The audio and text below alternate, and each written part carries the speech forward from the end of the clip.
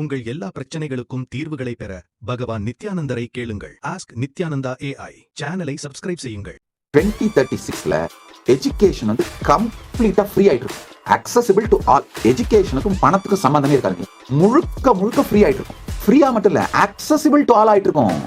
Universal free education next 10 இயர்ஸ்ல 2036குள்ள ரியாலிட்டியா மாறி இருக்கும். ஏஐ பவர்டு பிளாட்ஃபார்ம்ஸ் தான் 99.5% ஆஃப் த வேர்ல்ட் பாப்புலேஷனுக்கு எஜுகேஷனை ஃப்ரீயா எடுத்து போய் கொடுத்துரும். ஏஐ பவர்டு பிளாட்ஃபார்ம்ஸும் குளோபல் பிராட்பேண்டும் 99.5% ஆஃப் த வேர்ல்ட் பாப்புலேஷனுக்கு ஃப்ரீயா கிடைச்சிரும். நான் சொல்றது நல்லா புரிஞ்சுங்க. இந்த பிராட்பேண்ட் ஏஐ பவர்ட் பிளாட்ஃபார்ம்ஸ் கூட பெய்டா இருக்காது, ஃப்ரீ ஆயிடும். 2036குள்ள ஒரு ஸ்டூடெண்ட் என்ன ஆகணும்னு நினைக்கிறானோ அது மல்டிபிள் டிசிப்ளின்ல இருந்தாலும் டெய்லர்ட், அந்த ஸ்டூடெண்ட்டுக்கு பர்சனலைஸ்டா டெய்லர்டா எஜுகேஷன் சிஸ்டம் மாறி போயிடும். ஏஐ கைடடா அவர் ஒரே நேரத்துல 10 டிசிப்ளின்ல வேணாலும் மாஸ்டர் பண்ண முடியும்.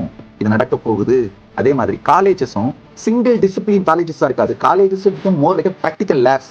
லா, என்ஜினியரிங், மெடிசன், இது எல்லாத்துக்குமான பிராக்டிக்கல் கோச்சிங் நடக்கும். மற்றபடி நாலேஜோ எக்ஸ்பர்டைஸோ ஏஐ மூலமாவே கொடுக்கப்பட்டிரும். இந்த எக்ஸ்பர்டைஸ்ல ஒரு பர்ஃபெக்ஷன் வரணும்னா பிராக்டிஸ் பண்ணி ஆகணும். அந்த பிராக்டிசிங் சென்டர்ஸ் மட்டும் தான் இருக்குமே தவிர தனி டிசிப்ளின் காலேஜஸ்லாம் இருக்காது.